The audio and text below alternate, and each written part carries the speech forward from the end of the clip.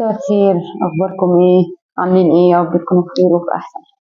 النهارده هنتكلم مع بعض عن كام تركه صغيره كده لو عملتيهم هيخلوا شكلك في حته تانية خالص. يعني لو اهتميتي بيهم او اهتميتي ان انت تعمليهم، حاجات صغيره جدا بس بتحلي الشكل خالص وبتجمل وبتخليكي انثى بمعنى الكلمه. يعني عايزين مع بعض نهتم بالحلقان في البيت. يعني ما مش لازم دهب بس، البريثنج والحاجات الكتير دي في منها اكسسوارز دلوقتي حلوة جدا ولذيذة جدا، ممكن نغير فيها وبأقل الإمكانيات وبتغير الشكل وبتخلي الشكل في حتة تانية خالص. يعني اهتموا بيها، هتلاقوا تغيير في حاجات كتير. يعني بتغير في الشكل خالص، وفي حلقان بتظهر من الحجاب كمان، فدي حاجة حلوة جدا. وفي البريثنج مش لازم تبقى عاملاه في حاجات بتتركب بس، يعني اكسسوارز مش لازم تبقي خارمه ودانك ليها، فدي حاجات حلوه جدا. في حاجات كتير نازله جديد دلوقتي، طبعا ان شاء الله في حلقه تانية هجيب لكم منها كام حاجه كده معايا. اهتمي جدا جدا برجليكي، اهتمي انك تعملي ليها بودي كير، اهتمي ان هي دايما تكون ناعمه ودايما شكلها حلو، اهتمي بالمانيكير للرجلين، اهتمي بيها بكل التفاصيل الصغيره دي، لان دي من اول واهم مظاهر الانوثه. يعني في ستات رجليها دي ما بتجيش جنبها ولا بتهتمي بيها خالص، مع ان دي من اهم مظاهر الانوثه عند الست. اهتمي بيها كويس قوي.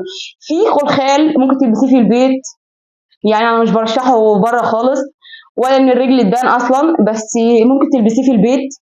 في حاجات اكسسوارز حلوه جدا للرجل بتبقى شكلها حلو خالص، بس المهم اهتموا بالترطيب.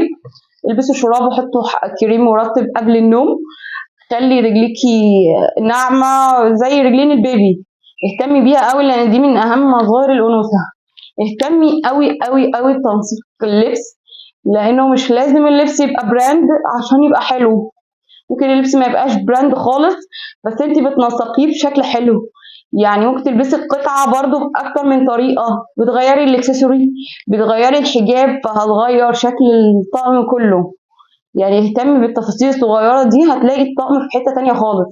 انت ممكن تنسقي الطقم ده باكتر من شكل، على حسب، بس باللعب في الاكسسوارات، باللعب في الحجاب، باللعب في التوب، باللعب في حاجات صغيره جدا بتخلي الطقم يروح في حته تانية خالص.